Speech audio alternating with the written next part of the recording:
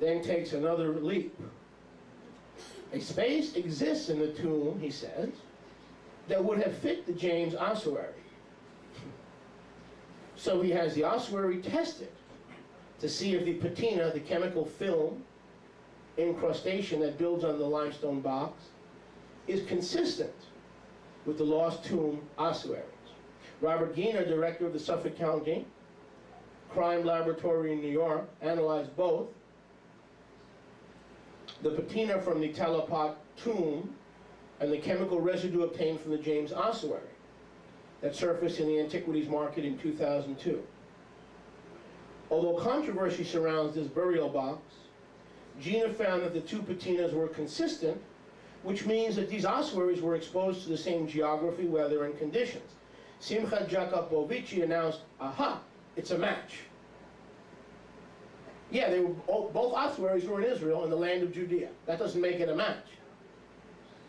There's one problem with this theory. Now hold on now, and then we're going to go right into worship, because I finished setting the stage for the message. So you don't want to leave. I'm telling you, if you leave, you'll never recover what I'm going to share with you today and next week. If you leave, you'll never recover it. Because it covers everything. Passover, death, burial. I will show you where the tomb of Yeshua is.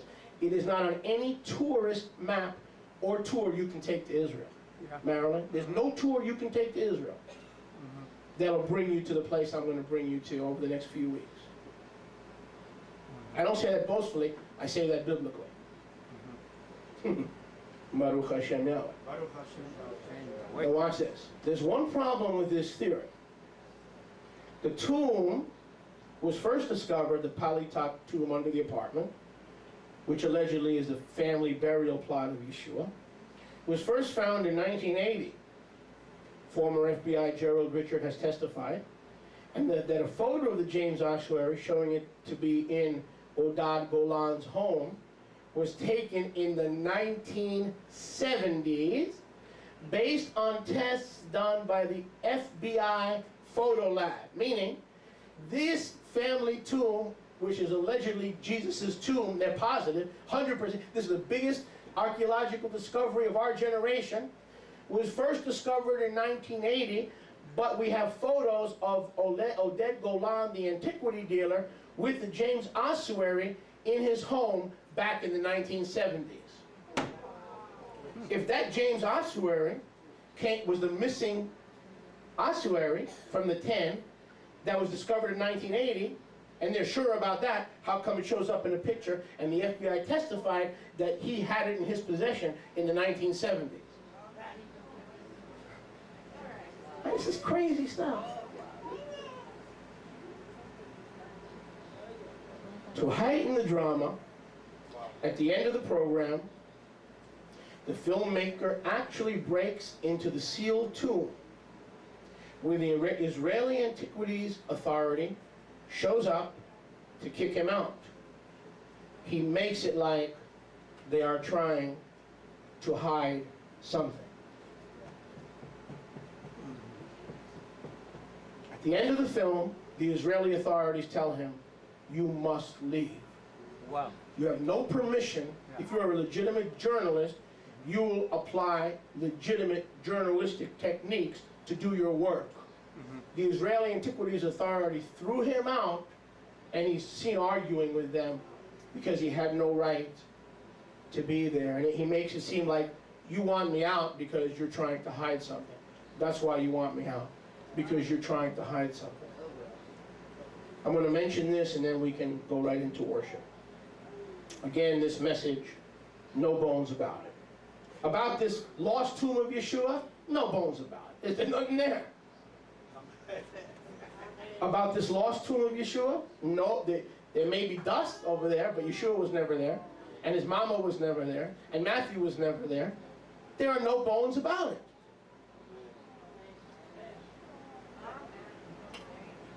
Let me do a little bit of auto racing with you. Let me do a little bit of the Indianapolis 500. What do I mean? In most sports, the climax of the event comes at the end. In Indianapolis, in auto racing, the climax comes at the beginning with the green flag. Everything else after that gets to be monotonous, or can be monotonous. So I'm going to share with you the conclusion of where Yeshua's tomb is, and then I'm going to backtrack over the next few weeks and show you how I get you there and how I get there. Fair enough? I'm going to tell you where it is to take the suspense out so we can focus in on the facts. Interestingly enough, Simcha Yacobovici takes the viewer, ironically, if you weren't watching, and I hope you do watch, takes the viewer to the real tomb of Yeshua during the documentary. Dr. Hanau, you still with me? During the documentary, I'm going to rekindle your memory. He takes you to the real tomb of Yeshua. It is located uphill from the Kidron Valley, between the Temple Mount and the Mount of Olives, next to the Franciscan church called Dominus Flevit, or the Lord Wept, on the Mount of Olives. Those of you who have been to Israel, there's a church there where it's called the Lord Wept, and it's Dominus Flevit on the Mount of Olives. Do you remember that kind of a place, Marilyn, by any chance? Yes? Okay. The Catholic Church has known about this for years. In 1958, the only book to mention this was called Gil Scavi del Dominus Flevit by Bellarmino Bagatti, not Beltrame, pero Bellarmino Bagatti, 1905 to 1990, and Yosef Tadus Milik, 1922 to 2006.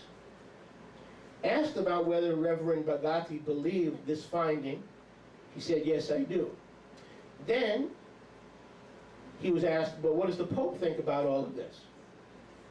Well, Father Bagatti said that 3 years ago he went to Pope Pius XII, Hitler's Pope, in Rome, and showed him the evidence, and the Pope said to him, well, we will have to make some changes.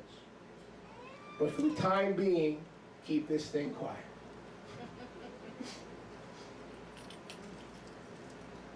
The tomb in that documentary, now flashback for those who saw it. There is a tomb containing hundreds of ossuaries, 43 that were been unearthed, that have inscriptions in Hebrew, Aramaic, and Greek, incised or traced in charcoal, all with names common to the time of Mashiach: Mary, Martha, Philos, Cyrene, Matthew, Joseph, Yeshua. They were all Netzarim Israelim. They were all Nazarene Israelites.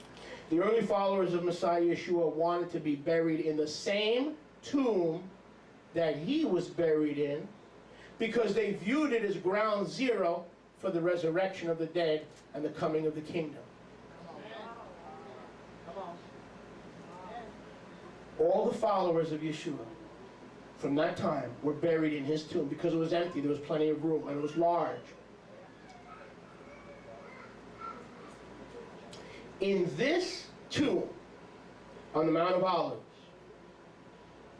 between the Temple Mount, across the Kidron Valley, next to the place where Yeshua allegedly wept. I know he did weep at the place.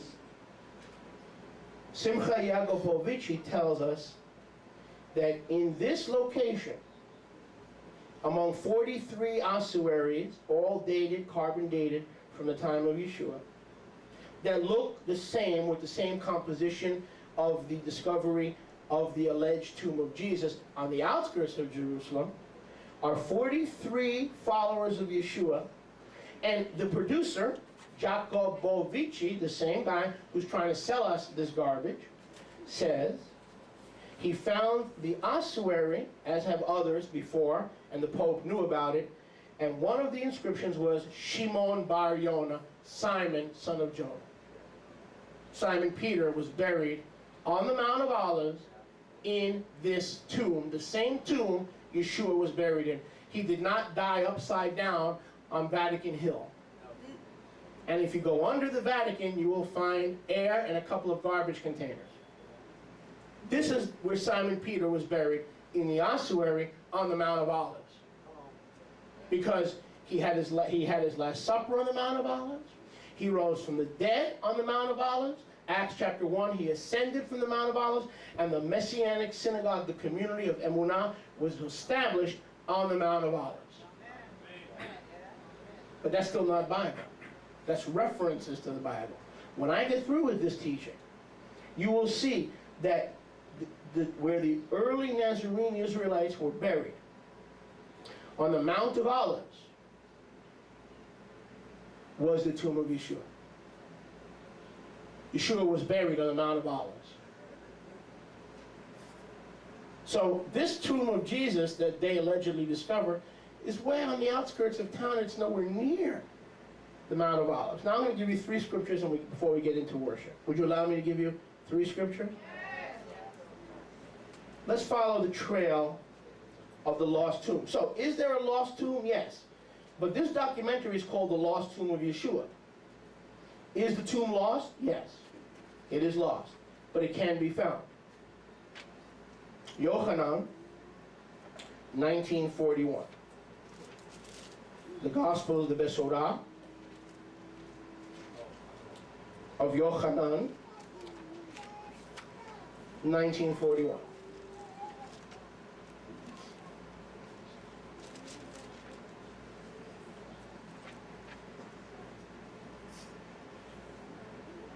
Now, in the place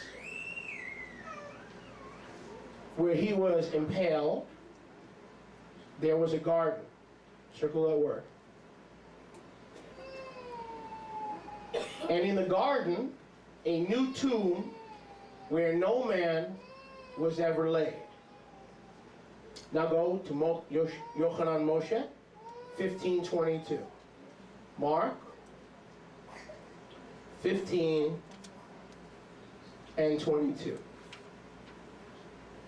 So there was a garden where he was buried, where no man had ever been what? Laid. Yochanan Moshe, 15:22. They brought him, meaning Yeshua, to the place called Golgotha, which is being interpreted the place of the skull.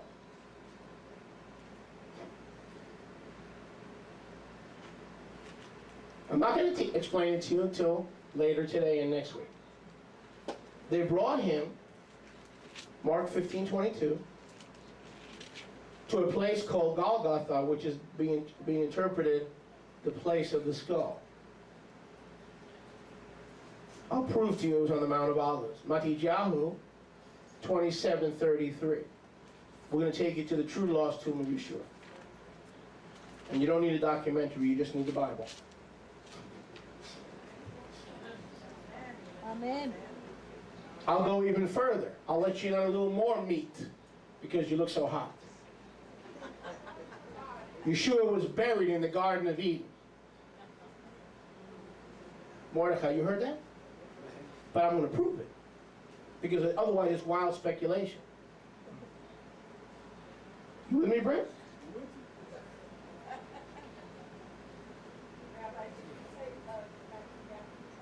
Matityahu 27:33. 27:33.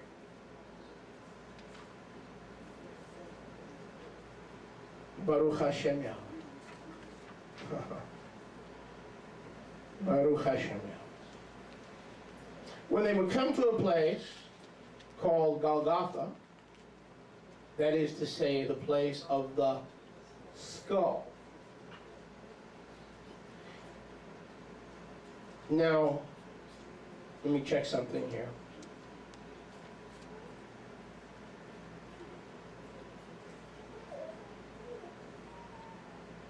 Todah Rabba Yahweh.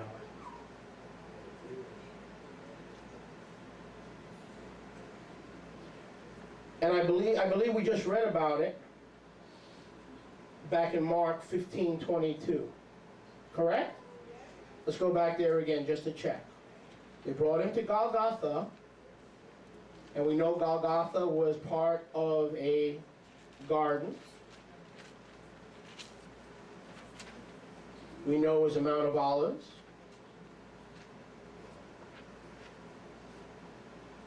Yochanan Moshe, 1522. Place of the skull, Yochanan, 1941. Place of the skull. There it is. Yochanan 1941. Go back to Yochanan 1941. In the place where he was crucified, impaled, there was a garden. In the garden, a new tomb. No man was laid. In the garden. That was the Garden of Eden. Not the Garden of Gethsemane. It's bigger than the Garden of Gethsemane, which we know is at the base of the Mount of Olives. Right? We know the Garden of Gethsemane is at the base of the Mount of Olives. Right? He was buried in the garden. So once I can prove to you, and my name is not Yakobovici, my name is Koniuszowski. Koniuszowski. Hallelujah. So once I can prove to you where he was buried, where he was crucified, he was buried right next to the place he was crucified. Oh, yeah. He can't be crucified on Mount Moriah and buried somewhere in an apartment building in the outskirts. He has to be buried where he was crucified. Yeah. Amen. The place where he was impaled, there was a garden, and there he was entombed.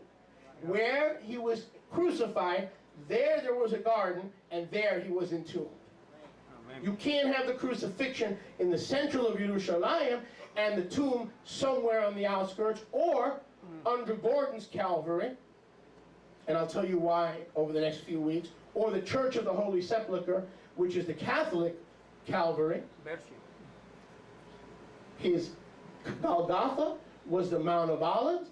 He was buried on the Mount of Olives, and that's where Simon Peter's ossuary has been discovered, right there in Yeshua's tomb. We continue in getting into the deep things. Okay, let's settle down. Let's bring our children and come back. You don't want to miss this, believe me. You see adults floating around, please have them come in. You're going to give me multiple kisses later for this message. No bones about it. Let's continue in our trend of thought. No bones about it. What's the name of this message, Ted?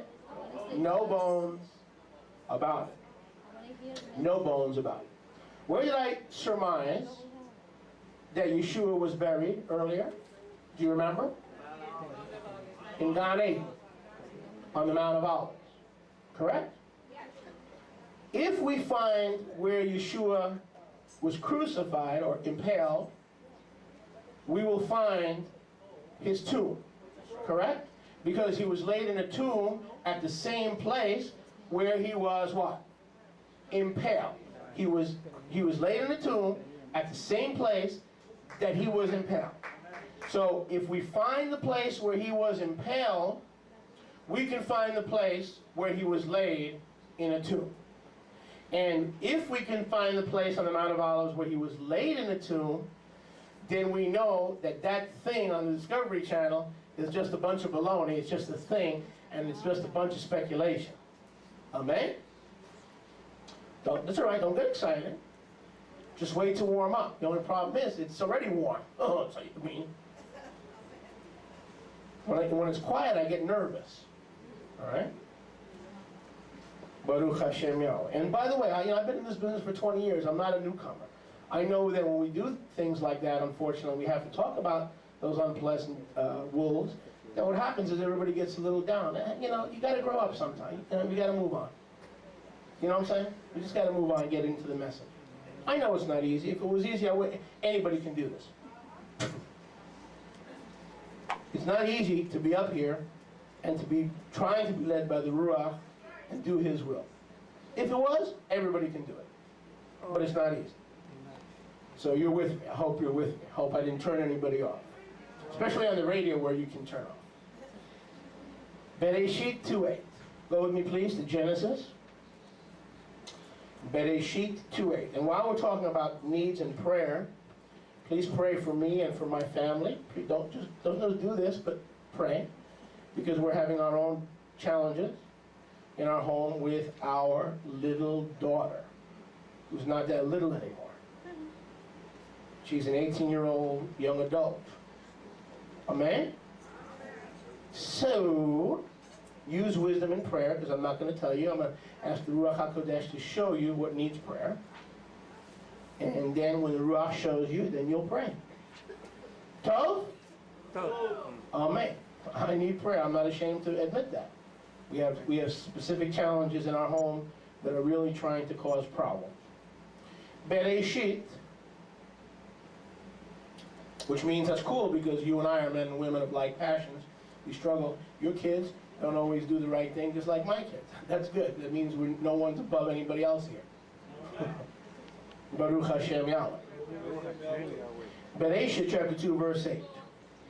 And Yahweh Elohim planted a garden eastward in Eden. And there he put the man whom he had formed. What was my premise, my hypothesis? That Yeshua was crucified and buried. His real tomb was where? On the Mount of Olives on Har HaZeitim. And that this whole documentary with Jabokivsky, Cameron, and all these guys is just a bunch of Hollywood, hocus pocus, Titanic revisited, trying to chase some of that Da Vinci Code money. Remember we talked about that? Yeah. But now let's get down to the apples and the oranges, because there was no beef in the garden, right, Doc? Let's get down to the apples and the oranges.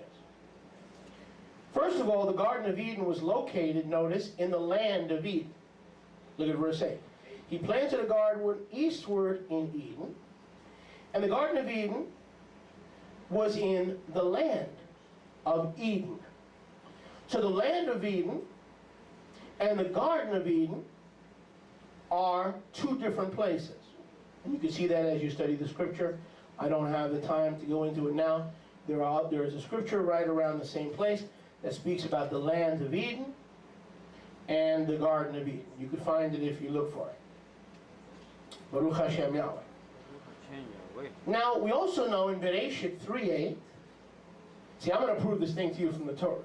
That's where I'm going to prove it from. Go to Bereshit 3:8, and they heard, Adam v'Chava, Adam and Eve, heard the voice of Yahweh Elohim walking in the garden in the cool of the day. That's the Ruach HaKodesh, walking in the garden.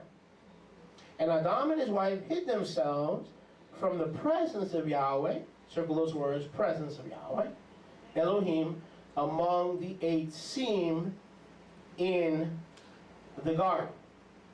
So, when they fell, they heard the Ruach, the Shekhinah, and I won't finish everything today. But we'll get to the main parts that Yahweh wants us to get to, and we'll continue next week, if necessary, the week after that. Amen? I said amen, I said amen, I said amen, and amen. Total. The Garden of Eden had 2 sections. The first section, or the inner area, was the place where Yahweh communed with Adam v'Chava. We see that in Genesis 3:8. This area corresponds to the Holy of Holies. So we see in Genesis 3:8, Bereshit 3:8, that they heard the voice of Yahweh walking in the cool of the day, and they hid themselves from the Shekhinah, or from the presence of Yahweh, which corresponds to Mount Moriah in the Holy of Holies, where the Shekhinah, or where the presence of Yahweh dwelt. Hello, somebody. But we also know in verse 8 that there was a garden in Eden. Look at verse 8, Genesis 2:8. There was a garden, not the Garden of Eden. There was a garden in the land of Eden. Hola. Hola. Dígame. There was a garden in the land of Eden. So that the land of Eden is where where Adam was taken from the what? The clay or the dirt. But then the Ruach of Yahweh was not taken from the dirt. He was walking in the garden. So the garden of the land of Eden had 2 sections. The first section, don't miss this, you're going to have to hang on every word to get this. The first section corresponds to the Holy of Holies where Yahweh walked and communed with Adam v'Chava. The second area corresponds to the outer area from where Adam was taken. Now, the inner area was Mount Moriah, and I'll justify all these things shortly. The inner area was Mount Moriah, the center of Yerushalayim.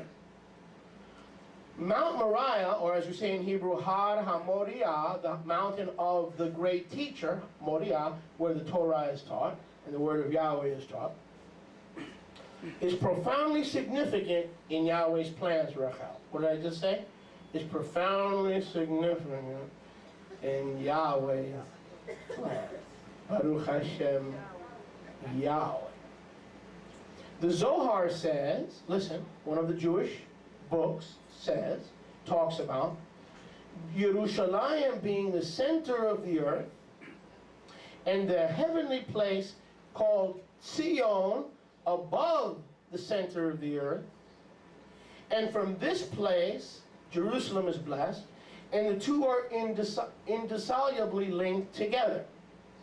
It was the first piece of land that rose from the primordial waters of creation.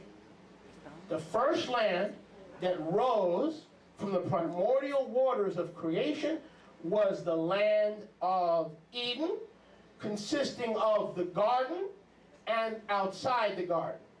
Or, I should say, the outside part of the garden. You don't have a lot of neighbors today, so turn to yourself and say, Where are my neighbors? It's just like that old devil. The better the message, the less people there are. I know how the devil works. I've been in this business for 20 years. If I had nothing to say, the place would be packed. I'm not saying that to be facetious. That's the way the enemy works. I know that. I've been in this business. When I teach on marriage, all the marriage couples are missing. And all the single folks are there. And then when it's time to minister to singles, all the married folks show up. And the singles are all sick or missing. That's the way the devil works. That's the way the devil works. But I'm going to preach it anyway. Amen. So, the Garden of Eden and the land of Eden was the first piece of land that rose from the primordial waters of creation according to our sages. According to our sages, can I prove it? Well, we'll get there. Adam was created, what are we talking about? The true lost tomb of Yeshua. No bones about this Discovery Channel thing. There's no bones about it. It doesn't exist. It's a hoax. What's to it? Is there anything to it? No. There's no bones about it. So if we can find from Scripture where Yeshua was killed, we can find where he was buried. Because they were right next to each other. Where he was impaled, there was a tomb. And where there was a tomb, there was a garden. The Garden of Eden. Gan Eden. Baruch Hashem Yahweh. The temple was built, our sages teach that Adam was created from the dust of the Temple Mount. Adam was taken from the dust of Mount Moriah, or the inner court where Yahweh's Shekhinah would walk with Adam v'Chava. Yahweh's Shekhinah would walk with Adam v'Chava on the Temple Mount in the garden, which was the inner part of the garden, but there were two parts of the garden. There was the garden itself, and then there was the land of Eden. Now go with me to Ezekiel 28. You're going to see something you never saw before. Yecheskel 28, 13. Yecheskel, making no bones about it. No bones about it. Nothing to the Cameron Jacobovici documentary. We're going to find the real lost tomb of Yeshua on Mount Moriah, where the documentary said there were 43 ossuaries found of Netzarim Yisraelim. That's where Yeshua's tomb was. And the early disciples wanted to be buried in the tomb of Yeshua. A, it was empty, and B, it was ground zero for the resurrection, because they said the same way Yeshua rose, we will rise also. So we want to be buried in Yeshua's tomb. No bones about it. No bones about it. Yechezkel, Ezekiel 28:13. Now, Yahweh speaking to the king of Tyre, who is a personification of all that Satan is, or Halel ben Shachar. We talked about this on a Rosh Chodesh. Remember? We talked about, mistranslated the verse in Ezekiel 28, in Isaiah 14, that says Lucifer is a mistranslation. Remember? You were there for Rosh Chodesh? In the Hebrew it is Halel ben Shachar, or the enlightenment.